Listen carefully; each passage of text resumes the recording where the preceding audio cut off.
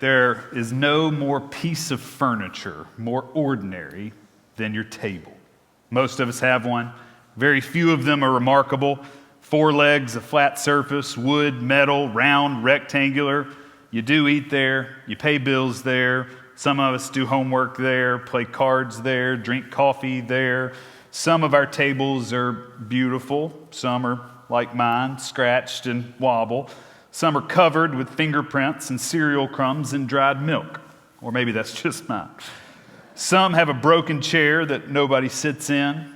A table, one of the most ordinary things in our lives. And yet, some of the holiest moments, as John said in the video, we experience around them.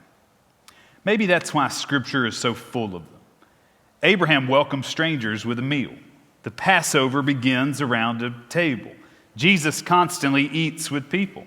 He dines with tax collectors, Pharisees. He feeds the 5,000 and then the 4,000. He breaks bread with sinners. He shares one final meal with his disciples.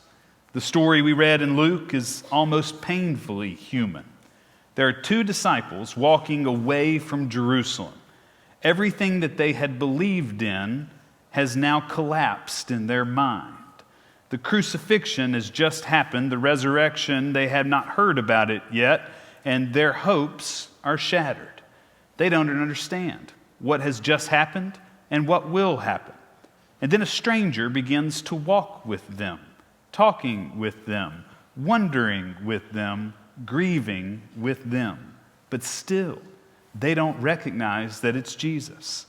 Now not walking, and now not talking, but while they were studying Scripture, they still don't recognize. Only later, when Luke says, when he was at the table with them, he took bread, blessed it, and broke it, and gave it to them. Then their eyes were opened, and they recognized him. The revelation happened for the disciples at a table. Why? Because tables slow us down. It's hard to eat when you're in a rush. It's hard to truly know someone without eventually sharing a meal. Tables require presence, conversation, attention, listening. Perhaps this is why Jesus seemed to spend so much time eating. He understood that transformation rarely happens when you're just arguing it out. It happens when you build relationships. Think about how different the world becomes around a table. People finally face one another. Nobody stands above the other. There's no stage, no spotlight, just neighbors sharing bread and stories. A good table, strangers become friends. At a good table, enemies sometimes become neighbors. Children can find their voice. Lonely people discover they belong. The table quietly levels us all. No wonder Jesus keeps choosing them. Because tables are where grace becomes visible. Not abstract, not theoretical, visible. Someone passes bread. Someone pours a drink. Someone notices you've been quiet, so they ask, "How are you?" Really? Someone waits until everyone is served before eating. The table is where love takes ordinary form. Maybe that's why the early church understood the table so differently than we do.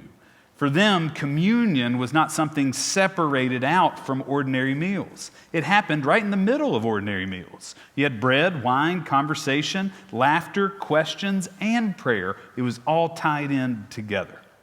The sacred wasn't isolated from everyday life. It was woven into it. Somewhere along the way, we've just become too efficient. We're very good at eating quickly. Drive-through meals, dinner in front of the television, phones face up next to our plates, schedules packed so tightly that family dinners become once a week or even more rare. None of that is bad in and of itself. We've just become too efficient.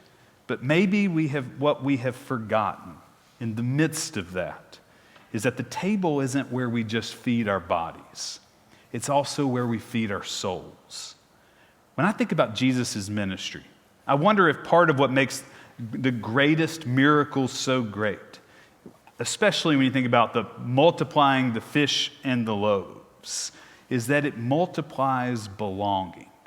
Everywhere Jesus went, people who had been pushed to the edges suddenly found themselves invited in by Christ. The outsider, the sinner, the widow, the child, the tax collector, the foreigner, the doubter, the poor. There always seemed to be one more chair, one more piece of bread, one more fish, one more way to welcome. I think there's deep meaning in this truth. The table reminds us there is room enough for us, room enough for questions and grief and joy, for people who are still becoming. At Christ's table, there's always room. I think when spaces become places, especially at a table, we're reminded that holiness is rarely found in the extraordinary. It's found in presence. We mark those places with memory and presence. So an ordinary table becomes holy because love gathers around it. And that's a great invitation for us this week. Not just simply to come to the communion table, which in a moment you'll be invited, but to rediscover that tables in our own homes can become holy too. What if your kitchen became a mini sanctuary? What if your dining room became a place where children learn they belong? What if your back porch became a place where neighbors could find hope? What if your coffee table became a place where hard conversations could happen? What if you slowed down enough to realize that every meal is an opportunity for grace? Because if Luke is right, Christ is still being recognized in the breaking of the bread.